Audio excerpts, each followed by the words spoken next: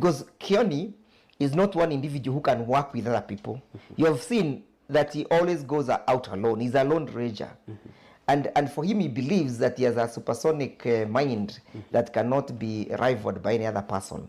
So the reason why Mr. Kioni, Honorable Kioni, is introducing a man who has not said that he is willing to be a president, a man who has not announced his candidature, a man, he is endorsing a man who is not even in the Republic of Kenya, is because he thought he would take the lead in Mount Kenya region.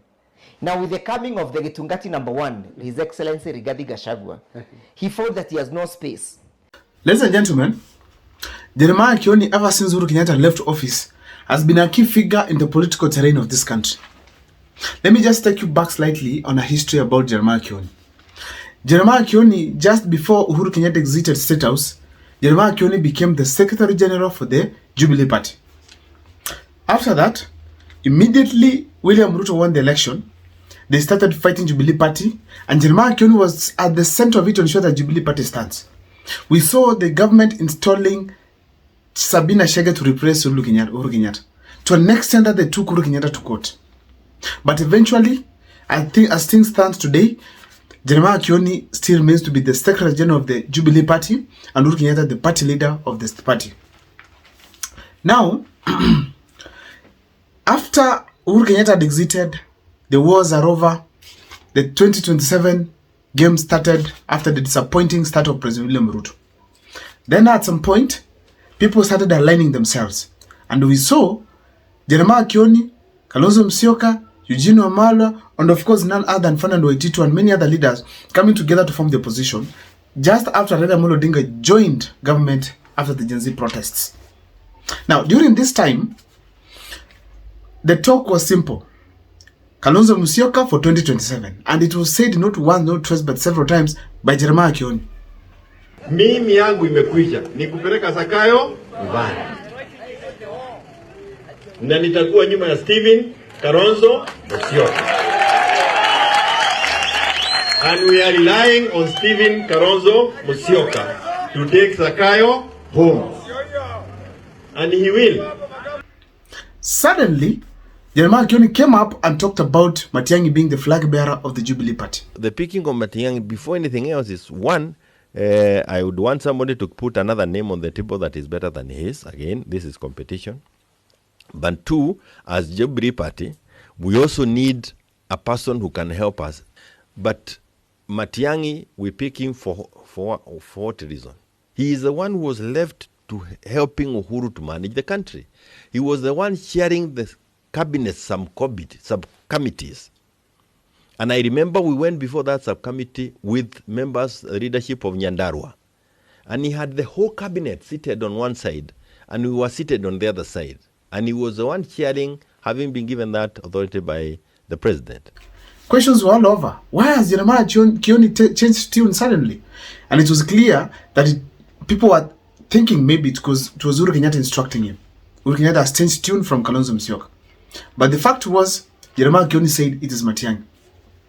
He started holding meetings, talking about Matiang'i, and doing many other things across the country, like having meetings with youths and other people in relation to recruiting them to the Jubilee Party. Ladies and gentlemen, Jeremiah Kioni, after announcing that Matiang'i is the presidential candidate for the Jubilee Party, we saw him start avoiding Kalonzo Musyoka, Eugene Wamalwa, and the others. And actually, till date, we don't know whether these people have met, but publicly, we've never seen them together, not even attending the same meeting. Now, personal effect was betrayal. They felt like, why has Jeremiah Kioni changed tune? Now, even after announcing Matiang'i, when Matiang'i came, Jeremiah Kioni accompanied Matiang'i to Kisii. But you all noticed that when he went to Muminyoro, Jeremiah Kioni was present. When Matiang'i went to Muminyoro, Jeremiah Kioni was absent.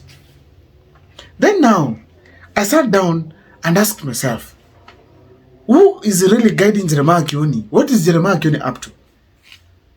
That is going to form the basis of this analysis here today. But before I take you through, please, if this is the first time you're watching my videos, kindly make sure that you subscribe, like, and comment, because that is the best support criminals give this channel. Thank you so much for those who have helped me to achieve the 6,000 mark of subscription. Please make sure that you're part of it. In our journey to 10,000, please make sure that you hit that subscription button. I'm going to share my number here so that you can always be interacting on various topics on analysis. Let me continue. There are some strange observations I made on Jeremiah Kioni in his journey, especially from 2022 till date, that make me feel somehow confused about what he's up to. And on the comment section, you guys, after I've taken you through what Jeremiah Kioni is doing that is strange, please on the comment section share with me what you think about Jeremiah Kioni. I've seen in other places they're calling him a government mole, in other places a traitor, others selfish. I don't know, but I want to see kindly what is your opinion on the comment section.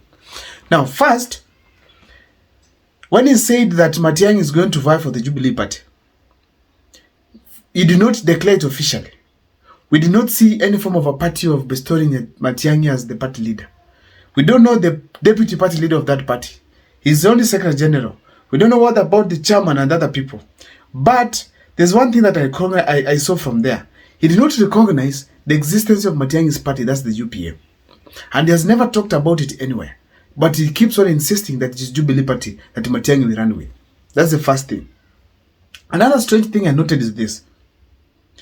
Whichever meeting that he always holds, whenever he goes, he does not have the leaders for Jubilee party. Either an MP, any member of parliament, senator, MCA, they are not there. We only see new people, him being the only person who is known there.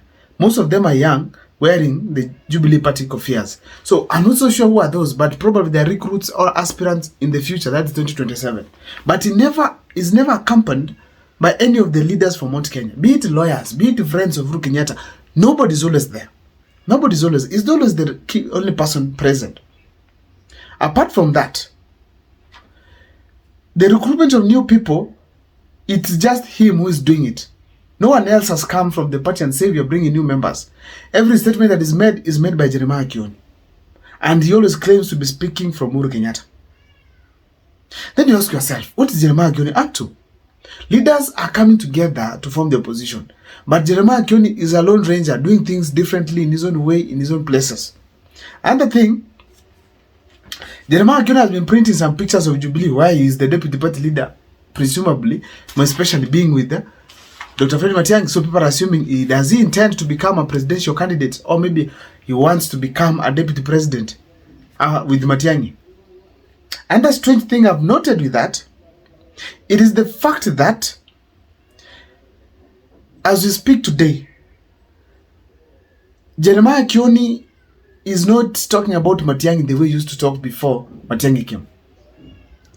They are not engaging at all. Then you ask yourself, Matiang'i went to Ominyoro. Jubilee, led by Jeremiah Kioni, does not engage with Ominyoro. Then what is the plan that is at hand? Is the engagement of Matiang'i with Ominyoro the reason as to why Jeremiah Kioni has not been talking about Matiang'i or even accompanying him there? What could be the issue that is happening that is so much affecting Jeremiah Kioni's operations? Ladies and gentlemen, apart from that, nowadays he no longer talks about Uhuru Kenyatta's decisions that much. But he always answers questions that are asked about Uhuru Kenyatta, though in a very general manner. That shows very well that Jeremiah Kioni is a man in a mission that nobody understands. Lastly, Jeremiah Kioni now should be popularizing the Jubilee party in other parts of the country. But we saw him, of course, go to various parts, though we haven't seen that momentum. We haven't seen that commitment from other people. And we haven't seen that involvement of other people towards strengthening the Jubilee party. We have to agree that Jeremiah Kioni is not an orator as such. He isn't that politician with some charisma, some enthusiasm, some strong mentality to face anybody. He's always a calm guy who might take actually to be one of the best governors. He could be given a chance maybe to run Nyandarua County. But we haven't seen anybody on board to help him. He's always alone. Then you ask yourself, how does he expect to be with Matiang'i without other leaders whom at least he could have brought on board to continue creating a proper environment for them to propel Matiang'i going forward? But instead, he has segregated everybody, bringing in new members. He's just the person who's present there. However, we cannot rule out the hand of Uhuru Kenyatta in some of these actions because probably there's something they know which we don't know. Now, up to there, what do you think is Jeremiah Kioni up to? My name is Abel Mokwa. I don't know what's your take. Please let me know in the comment section what you think.